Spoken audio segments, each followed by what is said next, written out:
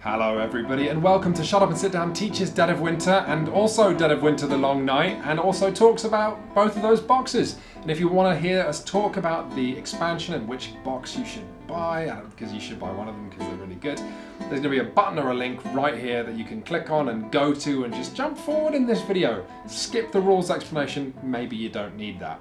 But maybe you do, because everyone should try this game. Dead of Winter is an absolutely gorgeous zombie game, maybe the best zombie game ever made, where you and all your friends are going to be working together to keep a colony running in any number of different scenarios, but one of you might be a secret betrayer, traitor person who wants the entire table to fail. So as always with Shut Up and Sit Down's rules explanations, we're going to be assuming that you've set up the game. This is a setup for 3 players. Now what I'm going to do is I'm going to walk you through one turn in Dead of Winter using the same player sheet that you're going to have one of, and by the time I've walked you through one turn, you will know how to play this entire game.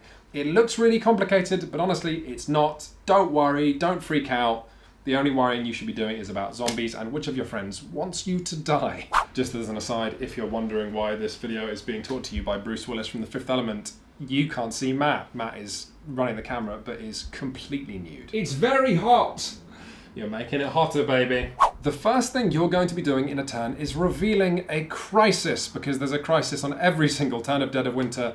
That's just how this game is. Get used to it. So we've got a medicine shortage this turn, and crises always require a number of cards to be contributed to them in a pile just here, equal to the number of non-exiled players. So we've got our 3-player game. That's going to mean 3 medicine cards to solve our medicine shortage. More on that later. The next thing we're going to do is all the players are going to roll their action dice. You all get 1 action dice always, and then you're going to get 1 extra one for each survivor you have. Since you all start the game with 2 survivors, you're going to have 3 dice, and all players at the same time are going to roll those dice and then slide them over to the unused action dice space. The next thing that happens is, as it says here, you all take your turns, starting with the player who has the cool knife. So if you've got that, good work. We're going to start with you. So in Dead of Winter, you can do any number of things. In fact, on your cheat sheet, there's a whole load of stuff you can do. Again, don't worry, it's all very simple. We're going to start, as the game does, with actions that require a dice. Oh yes, you see those 3 dice you just rolled? You can spend each one of them to do one very cool thing. We're going to start with attacking, because who wouldn't start a board game rules explanation with beating things up? So locations in Dead of Winter have different spaces. Spaces for regular colonists, and then biohazard spaces for zombies. So in this example here, we are at the library, we have 1 survivor, and we have 1 zombie here. In order to attack a zombie, you are going to need to spend one of your action dice that is higher than that character's attack stat. So if we jump over here, that student we've got at the library has an attack stat of 5+, which means she's rubbish at attacking because she's a student. Makes sense. So we're going to need to spend a die of 5 or higher. We're going to slide that dice over to the used action die space. Now, the good news is that zombie dies. It's dead. No more zombie. The bad news is whenever you kill a zombie in Dead of Winter, you have to roll this dice. The meanest dice in all of board gaming. Now, half the spaces on this die are blank. If you roll that, nothing happens. A few more of the spaces have a pointy conehead skull, and that means you are wounded. That character is going to take a wound. Another thing you can roll is the frostbite symbol, because it's very chilly in Dead of Winter, unlike this flat. Rolling a frostbite symbol will give you a frostbite wound, which is a perfectly normal wound. It counts as 1 wound. The only problem is if you don't cure frostbite with medicine at the beginning of your next turn, it causes another wound. And that would be a problem for our student here, because when you take a 3rd wound, like if we didn't clean up that frostbite, on our next turn, we take the 3rd wound, dead! Just instant death. So that would send our student over to the graveyard. But wait, it gets even worse. If you roll a tooth, the odds of which are 1 in 12, so it is quite rare, you just die. So yes, this is a game where killing a zombie means you have to face a 1 in 12 chance of dying. But it's even worse than that, because once a character's bitten and dies, any other characters in their location have to face the bite spreading. If you've ever seen The Walking Dead, someone gets bitten and then they turn into a zombie at a really bad moment and maybe bite someone else. That's what's happening. So if there's another character, that bite runs a risk of spreading. Now this character then has 2 options. Either they can roll the dice, and if they roll a blank like that, they're fine. If they roll anything else, they get bitten as well and also die. And then that means If, for example, you're in the colony and there are loads of people, a bite could theoretically spread and kill everyone, one after another. So there's another thing you can do when someone gets bitten and the bite spreads. Now, before we move on, I'll quickly say, who does it spread to? It spreads to the person with the lowest influence, that big number in the top right of a character's card. So someone's been bitten, they've spread to the person with the lowest influence, let's say it's her. That person then has two choices. Either they can roll the dice and maybe they are fine, but maybe they roll something and then the bite keeps spreading, or they can kill themselves. They can wander off into the long night, they can take a gun to their head, whatever's happening thematically.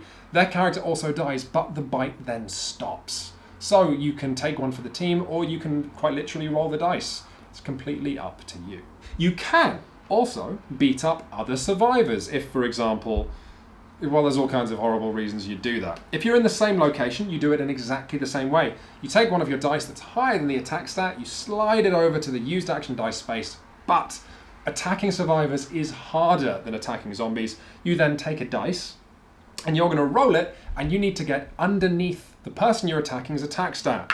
That causes 1 wound to the character you're attacking, and you get to reach into their hand of cards and pluck one out at random. You've almost literally beaten them up and taken their lunch. The main reason that you'd want to beat someone up is because you think they're holding out on you. If, for example, we've got our medicine crisis, if someone goes, oh, I don't have any medicine, you could punch them in the mouth and take a card, and if you do find medicine, you know they're up to no good, probably. But if you did pull medicine, it wouldn't necessarily mean that that character is a betrayer. You see, everyone in Dead of Winter has a secret objective. Everyone is trying to keep something secret from the group. Everyone has a reason to lie. But this is all fun stuff ahead of you. Let's focus on the basics. That's the horrible part. The rest of the stuff is a lot more fun. So, another thing you can do to spend a dice is search. Now, you can pick up any of the dice on your action sheet, and just like an attack, you can take a die that is higher than your search value, which in the case of, let's stick with our student who is very wounded, search value is 3+, and slide it over there. Now, searching is awesome. Searching is so cool. Now, if you search, when you do a search action, you take the top search card of whatever location you're in. Maybe it's something you want. Maybe it's not. Maybe you want to pretend like you're searching. You can then optionally make a bunch of noise, taking a noise token from the pile over here and slotting that in. And every noise token you make allows you to draw again, and you go, oh guys, I'm still not finding it. I'm gonna make some more noise. Oh guys, would you believe it? There's no medicine here at all. I'm gonna make even more noise. Now, when you've got a bunch of cards from however much you choose to keep going, you pick one of them and all the rest go to the bottom, which means that making noise is a good way to find exactly what you need. It's also a good way to bury cards that the entire group needs. Hope you're very good at lying and acting. So you're going to take that card and you're going to pop it into your hand. What does noise do? Well, it stays there, and at the end of the turn, every noise token has a 50-50 chance of spawning a zombie. Another thing you can spend a dice doing is you can take any dice, yeah, we're out of requiring certain numbers now. You can spend any dice, slide it over to used action dice, take a barricade token, and pop that on a zombie space. You can probably guess what barricades do, but we'll explain that later. Now, as we get all these cards, we're going to be using them. Cards will either say equip, at which point you give, for example, a character a gun. That character's then holding a gun. But most of them will say waste pile. Now, when you play those cards for their effect, they're going to go into the colony waste pile. Now, what an action you can do, if you spend a dice, you can drag... We've already lost all of our dice. You can see why there's not enough dice. You know, you want to do everything, but there's not enough dice, so we're just going to reset that again. You can spend a dice to clean 3 cards out of the waste pile. So if we had 5 cards there, spend a dice, 1, 2, 3 cards, leave the waste pile, and leave the game. So what you're doing there is tidying the colony, and if that sounds thankless, it's because it is, but someone around the table is going to have to do that. More on waste later. The final thing you can spend a dice doing is attracting zombies. Oh yes, if you spend a dice of any number, you can take 2 zombies that are anywhere on the board, pick them up, and move them to your location, potentially saving someone else's life. Again, more on zombies later. The next thing we're going to talk about is all the actions you can do on your turn that don't require a dice. So playing cards either into the waste pile or equipping them to a survivor of yours, that's something you can do. You can also add cards to the crisis. So remember our medicine crisis earlier? Let's say we went to the hospital, we got a bunch of medicine. You could take a card from your hand and put it into the crisis, into the crisis contributions pile. Importantly, no one sees what card you put in. But you put in a medicine, right? You tell the group, I've got a medicine, I've put in a medicine. You might be lying about that. And again, more on that later. It's like Blue Peter Apocalypse Edition. Betrayal, more on that later. Zombies, we'll come back to zombies later in the show. I'm going to keep that in the edit, I think that's very funny. Now, importantly, other players in Dead of Winter cannot give you cards from their hand. That can never ever happen, because this is a whole game about hoarding and about keeping secrets and stuff. What you can do, though, is request that players play cards on your turn. That's something you can do that doesn't require an action. So, for example, if I need fuel on my turn, I can say, can someone play a fuel for me? Can someone play a food? And players can play those cards into the waste pile for their effects. Also, once you've equipped someone with something, like, for example, a pistol, we'll give our student a pistol because she could use it, Lord knows. Once a character has an equipped item, something you can do on your turn for free that doesn't cost the dice is pass that item to any other survivor in Dead of Winter that is in the same location. So if it's your turn and you've got the student, you could give the gun to your other survivor, or you could give the gun to another colonist, that kind of thing. We're on the home straight now. There's 3 more things you can do on your turn I want to tell you about, but don't worry, I've saved the best for last. This is all really fun stuff. So as you'd imagine, one of the many things we're going to get to in a bit that you need to do is keep your colony fed. Maybe you found some food at the grocery store. You've played your food card into the waste pile, and it's going to say add 2 food tokens to the food supply. This is your colony's food supply. And one of the things you can do on your turn that doesn't require an action is eat food very, very selfishly. You can take food that the colony desperately needs and remove it from that pile, and for every token of food you remove, you can take a dice in your unused action space and rotate it up exactly 1 pip, maybe letting you search or attack when you wouldn't be otherwise. But generally, doing that and removing food can be really bad, but importantly, no player can stop you doing it. No player can stop you kicking open the door from the cupboard, eating all the chocolate, and then leave it. At this point, I should definitely tell you about how you even move between all these 6 different locations and the colony. The answer is you can move wherever you want all the time. You can go here and here and here and then here again, all on one turn. Just one catch. Every time you move, you roll this awful, awful dice again. So yeah, anytime you move in Dead of Winter, 1 in 12 chance, you just get bitten and die. Like I say, if that sounds bad, it's because it is. The final thing you can do on your turn in Dead of Winter, it doesn't even require a dice, is vote to exile a player. Just vote to have them leave the colony forever. It's really, really bad. I think Quinn should leave the colony because he's not naked. No! God! So if you think that Matt should leave the colony because he's nude and it's gross, then what you do is, on your turn, you go, I'm going to call a vote for Matt to leave. You can only vote to exile a player once each turn. So then all the 3 of our players would put our fists out in 3, 2, 1. Yes, they want Matt to leave, or no, they want Matt to stay. Or they're unsure. If it's a majority, that player is exiled, right? If it's not a majority, they're not. And if it's a tie, the person with the knife decides. The person with the knife actually always decides ties. If that player is exiled, I'm going to get you to consult the bit in the manual about exiled players, but generally, if they were the betrayer and you were right to exile them, they no longer care about you losing the game. If they weren't a betrayer, you've just taken a player who was on your side, and now you've made it so that they don't care if you win or lose. They all just get new objectives from the exiled deck, basically.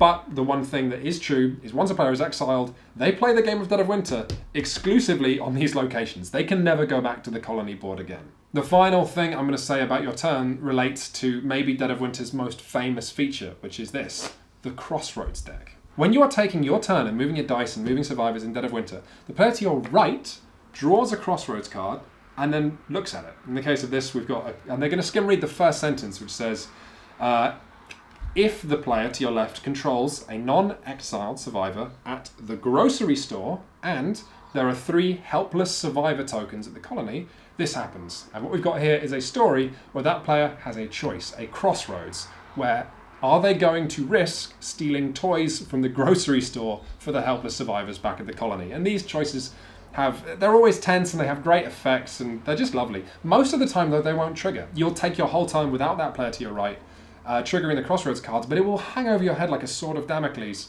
Probably, though, you'll finish your turn, they'll take that card and then put it on the bottom of the Crossroads deck. Then as play continues to the player on your left, you will draw a Crossroads card for them. And if the trigger ever occurs, you say stop to that player. They stop their turn, and you have a little slice of story, and probably you all have a absolutely great time.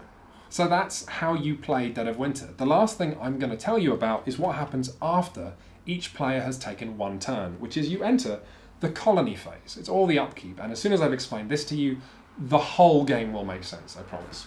So, and again, this is on your player sheet, the first thing in the colony phase that you're going to do is pay food. So remember that food you were playing into the food supply? So in the colony phase, you count how many survivors are in the colony. 1, 2, 3, 4, 5 in this case. You divide it by 2 and round it up. So our 5 survivors will require 3 food tokens. If you have 3 food tokens, great. You remove 3 food tokens from the supply. You've all eaten enough.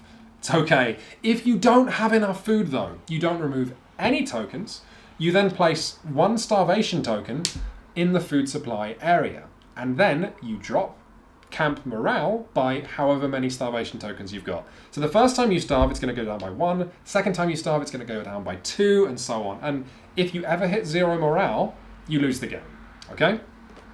Now let's check waste. Remember that waste we were all playing cards into? For every 10 cards in the waste pile rounded down, you lose a morale. So if you have 9 waste, it's fine. If you have 10, you're going to lose another morale. Oh yeah, that cleaning duty seems very important now, doesn't it? The next thing you're going to do is resolve the crisis. So you're going to take all those cards we played in, all those lovely medicine cards that you probably got from the hospital. Oh, and by the way, you can actually see what kind of stuff is at each location by the stuff at the top. So for example, the school here is most likely to contain food, then books, tools, medicine, and then survivors. So we've got our crisis. Let's see what people put in. Okay, in this case, it was 3 fuel and no medicine at all.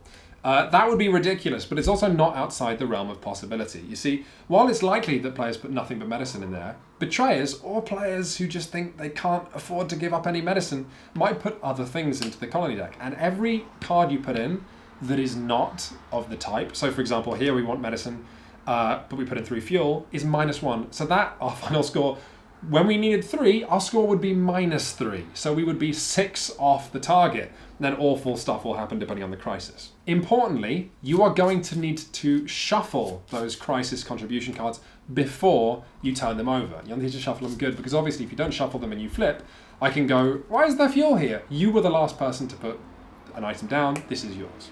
But whatever the result, you're going to then discard that crisis and all the crisis cards, and you're going to get ready for a fresh new awful crisis next turn.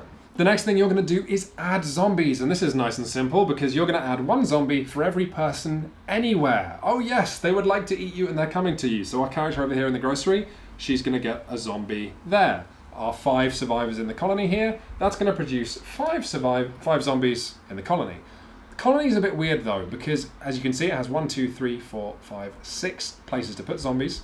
When you have a bunch of zombies, you're going to put 1 in each location going round. And if you have 7 zombies to put down, the 7th gets put back in this first slot.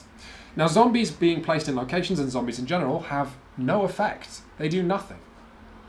Until you can't put them down anymore. So for example, let's say we had 3 zombies in this first space and we had 2 zombies to put in the colony.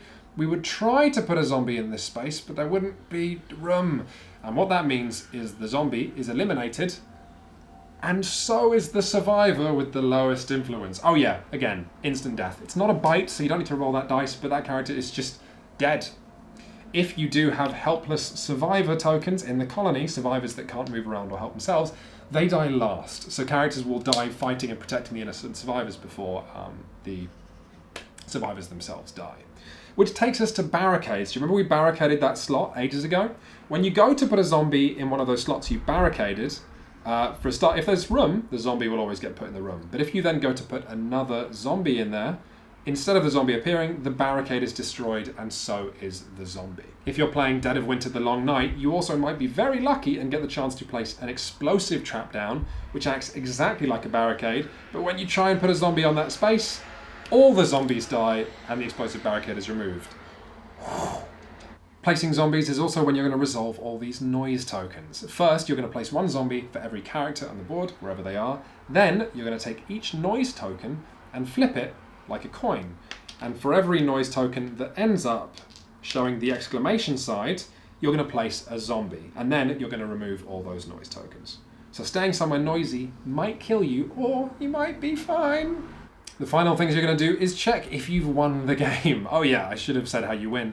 Depending on which scenario you play, your victory condition will be different. Maybe you need to have barricades everywhere. Maybe you just need enough food. Maybe you need food and fuel and weapons because you want to leave this place and you need to gas up the trucks and get out. It all depends on the scenario. If you have not won this turn, then you're going to take that round marker and slide it down one. Because, oh yeah, guess what happens if the round marker reaches 0 and then falls off the track? You all lose the game, which, interestingly, isn't what the Betrayer wants. The Betrayer wants morale to hit 0. Oh, that reminds me, fun thing. Every time a survivor dies, morale goes down by 1. That's a very important rule that I definitely shouldn't have forgotten. And one further thing you need to know about survivors dying, very often they'll die when they're equipped with things, like our student with this pistol. If that character dies when they are at the colony, all their equipped gear is going to go into the hand of the player who controlled that survivor. But if our student dies at one of the rare locations in the board, all of that person's equipment gets shuffled into the location deck there. So you're going to need to find her body and find that gun if you want it back. The final rule that you need to know is after you've moved the round tracker, the first player knife is going to get passed to the left. Unless you are playing Dead of Winter The Long Night, which introduces a different rule, which you could play with if you own the original Dead of Winter, which is if a player doesn't want that knife to be passed, any player can call a vote, just as if you're exiling someone, and that means the knife can stay with the same person. So the same person will go first, but more importantly, the same person breaks ties, because don't forget, whoever has the knife breaks all ties in Dead of Winter. That's everything you need to know if you're playing Dead of Winter. Congratulations, making it through the rule explanation. Go have some fun. If, however, you're playing Dead of Winter The Long Night, there's just another couple of small things I'm going to teach you about. The first of which is this spooktacular graveyard that The Long Night comes with. The only thing you need to know about that is that when a survivor dies, you're going to place their token and their character card on the graveyard. Same goes for if a helpless survivor dies. The next, even more grim thing you need to know about are despair tokens. Now, certain effects in The Long Night will give a character despair, which acts exactly like a normal wound, so it counts one of the 3 towards dying, except despair can't be treated by medicine. That character now just wants to die. Great! The final thing is that Dead of Winter has always had useless survivors tokens, which count towards your numbers for attracting zombies or needing to feed people, but do nothing. And of course, if they die, they lose your morale, so that's bad. Long Night introduces unruly survivors, which are exactly the same as normal useless survivors, but they count as 2 survivors for the purposes of attracting zombies or needing food. Awful, awful stuff. Okay, you now know everything you need to about Dead of Winter, or The Long Night, and how to play, and my god, you should play because it's so fun. It's so fun. And the stories that this game produces, which are funny and heartwarming and sad, I don't want to spoil any more. Go get playing. Unless you want to hear me talk a bit about the 2 versions of Dead of Winter you can buy, and which one you want, and when you should get both. It's tough for consumers. Hey sexy, we're gonna look suspiciously like a more traditional board game YouTube series for a hot second. We've never done a straight comparison like this before, so let's just get this over with. Dead of Winter was the original game. It is great, and then just this year they've come out with Dead of Winter Long Night, which is basically exactly the same game, but every single card is different. The survivors are different, the Crossroads deck's different, the stuff you can find in the grocery store, the hospital, it's all different, and also Dead of Winter has some super sexy cards that come in their own envelope to be opened for adults only, so that's a good selling point. And Dead of Winter Long Night has slightly improved components, and it comes with 3 extra modules. If you're a fan of stupid zombie films, like Left 4 Dead or Splatterhouse zombies, it comes with this super zombies and the quasi-science. It comes with bandits if you're a fan of The Walking Dead and humans fighting humans in a zombie apocalypse, and it comes with the ability to upgrade your home with gun turrets and nice beds and all kinds of stuff. Basically, this is unquestionably the better box, but it can be combined with Dead of Winter, so you get a huge Crossroads deck, huge survivors, more variety. And interestingly, you double the size of each of the stuff to be found in each location, right? There's now 40 instead of 20 cards that can be found in the school. But what you then do is you shuffle that and you only take 20, which actually means that the game is weirder because the school could have nothing but junk or it could have nothing but good stuff. But generally, I quite like that. It makes the game a little more exotic and exciting. You don't know what you're going to get.